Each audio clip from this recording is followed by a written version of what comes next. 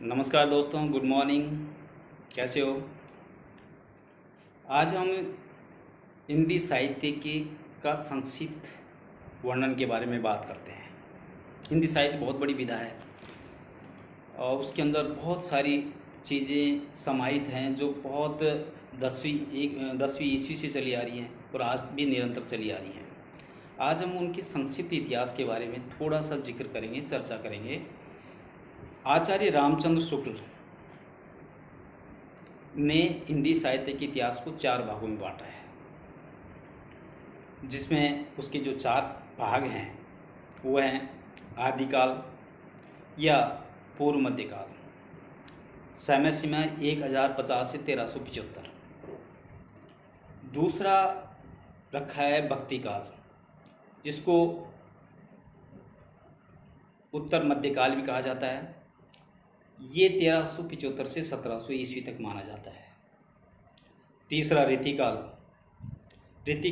1700 से 1900 ईस्वी तक इसका वर्णन माना जाता है। और चौथा है आधुनिक काल। आधुनिक काल 1900 ईस्वी से जो अब तक चला आ रहा है। ये 4 कालखंड आचार्य रामचंद्र शुक्ल ने हिंदी साहित्य के इतिहास के रूप में माना है, जिसको सभी विचारकों ने, सभी विद्वानों ने एक मत से स्वीकार किया है। अब हम आदिकाल के बारे में बात करते हैं, जिसका कार्यकाल समय सीमा 1050 से 1375 है।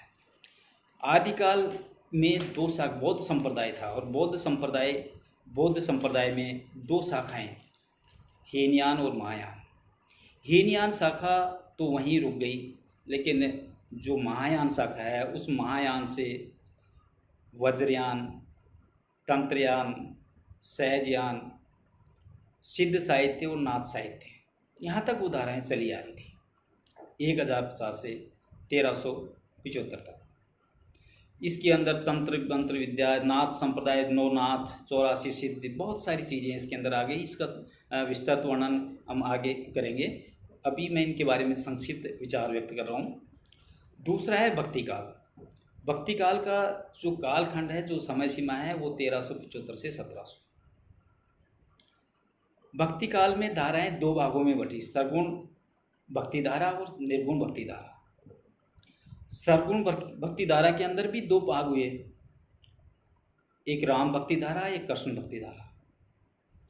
राम भक्ति धारा के जनक हुए तुलसीदास और कृष्ण भक्ति धारा के जनक हुए सूरदास। इसी तरह निर्गुण काव्य परंपरा में भी 2 धारा बटे, एक तो संत काव्य परंपरा और एक सूफी काव्य परंपरा।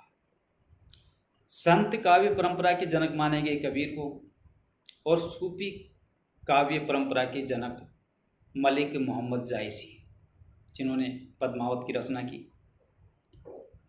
अब तीसरा जो कालखंड है रीतिकाल। रीतिकाल 1700 से 1900 ईस्वी। रीतिकाल में 3 धाराएं हुई, रीतिबद्ध, रीति सिद्ध और रीतिमुक्त।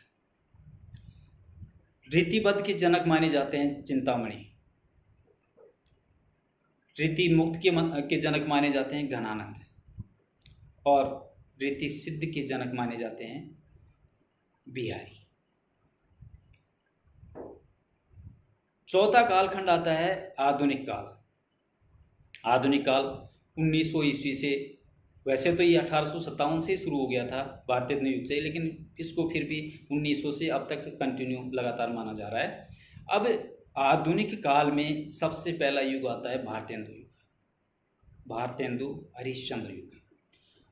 1857 से 1900 ईस्वी तक खड़ी बोली का बोलबाला, उपन्यासों की रचना, खड़ी बोली में नाटकों की रचना, कहानियों की रचना, बहुत सारी विधाएं, ब्रजभाषा, इन चीज़ों का इसके अंदर ज़्यादातर खड़ी बोली में कहूँगा। तो ये भारतेंदु युग, जो गद्य अब तक जो चला रहा था वो पद्य का युग था, लेकिन यहाँ से गद्य का युग शुरू होता है भारतेंदु युग से, जिन्होंने खड़ी बोली में अनेक रचनाएं बनाई, तैयार की। भारतेंदु युग के बाद में आता है द्विवेदी युग। द्विवेदी युग के जनक महावीर प्रसाद द्विवेदी माने जाते हैं। इनका जो समय सीमा है 1900 से 1918। इन्होंने खड़ी बोली के साथ साथ ब्रजभाषा, में भी अपनी लेखनी शुरू की और एक अलग पर्याय भारतीय युग से एक कदम आगे बढ़ कर के इन्होंने अपनी रचनाओं को तैयार किया और एक उसको पद्य रूप में अनेक पत्रिकाएं भी इन्होंने निकाली। तो इस प्रकार दूसरा युग आता है इसका द्वैध युग। तीसरा युग आता है छायावाद युग। छायावाद युग 1918 से 1936। छायावाद युग के जो जनक थे पंत प्रसाद, निराला, महादेवी वर्मा, ये 4 स्तंभ छायावाद के माने जाते हैं जिन्होंने प्रकृति का मानवीयकरण किया। लेखनी इस तरह चली कि शुरू में बहुत कठोर भाषा में भारतेंद्र युग ने, क्योंकि वो तो गद्य की शुरुआत उन्होंने की थी, लेकिन इससे ज़्यादा संस्कृत क्लिष्ट और क्लिष्ट भाषा का प्रयोग द्विवेदी युग में हुआ।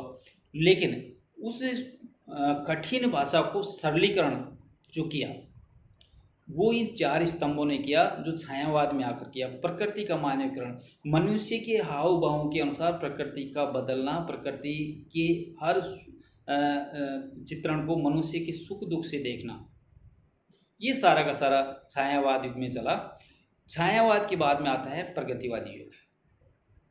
प्रगतिवादी युग के जनक वैसे तो अनेक हैं, कई हैं, लेकिन इसके अंदर जो मुख्य बात निकल कर के सामने आई वो ये है कि भारतीय स्वतंत्रता आंदोलन जिस तरह चला उसके अंदर किस प्रकार राष्ट्रीयता की भावना लोगों के अंदर जागृत हुई।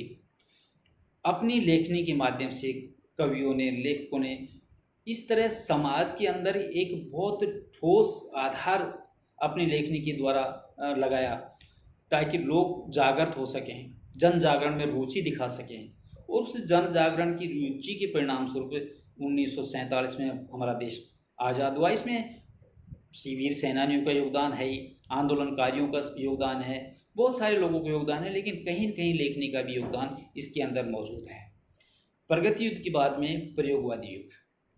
प्रयोगवादी युग सच्चिदानंद वात्स्यायन अज्ञे ने शुरू किया जो 1952 से 1960 तक चला। इसमें भी साहित्य की अनेक धाराएं स्वरूप निकल करके सामने आई, अनेक चीज़ों का साहित्य के अंदर गुंफन हुआ।